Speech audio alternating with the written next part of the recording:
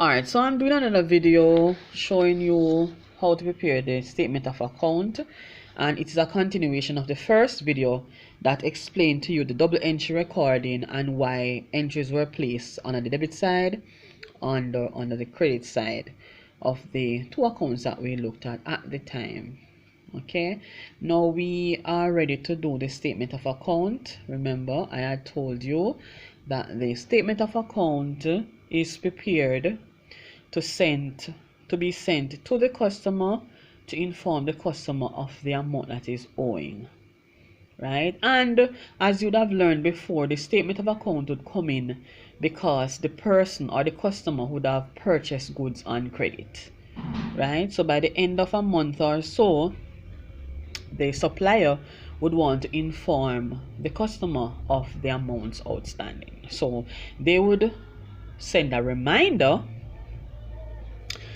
using what we call a statement of account. So we are going to be preparing the statement of account for Johnstone. The textbook gives an example here, but I want to do one for you that would give you a greater understanding of how it is done. So let us just recall that on the 3rd of January, goods were sold, right, costing $400, right?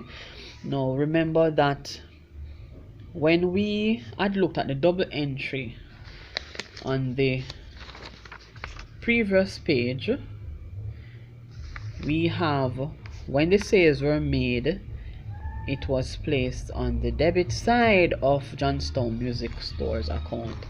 It was placed on debit side of Johnstone Music Store's account because the corresponding entry would have been a credit entry, which a sales ledger reflects. So a sales ledger carries a credit entry, right? So the corresponding for that credit entry would have been a debit entry, showing that Johnstone account is in receipt of goods valuing $400. Okay, so at the end of January 3rd, Johnstone would have owed Island Records $400. On the 10th of January, Johnstone made a payment by check for $400. Now you are seeing that this $400 is placed under the credit column. Now we are doing the statement of account based on this statement that is here, right? So the amount paid by Johnstone is placed on the credit column. Why is that so? Now I want us to remember that when you were taught the cash book, you were told that monies received goes on the debit side of the cash book. If the monies were received, if the monies that were received in the form of cash, then it would be placed under the cash column. And if the monies received were received by way of check, it would be placed under the bank column. Very good.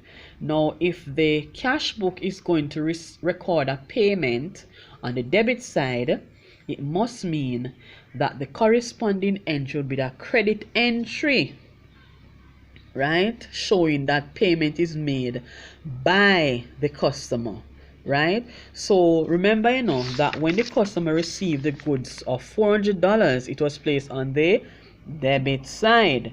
When the customer make payment, it's shown on the credit side, showing that the customer's account will be reduced, right? So here you see that the person actually paid the amount that was owing on the 3rd. Okay, now on January 12th, a credit note was sent. Remember that when we did the credit and the debit note, it is the customer who would send the debit note, right?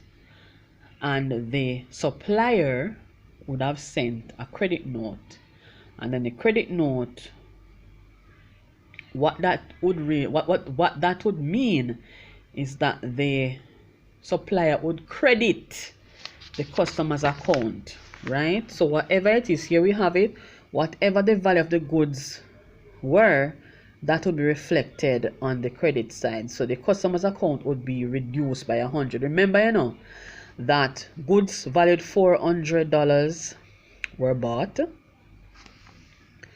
The person paid $400, but then they returned goods valued $100. So this would mean that Island Records would have $100 for Johnstone, right?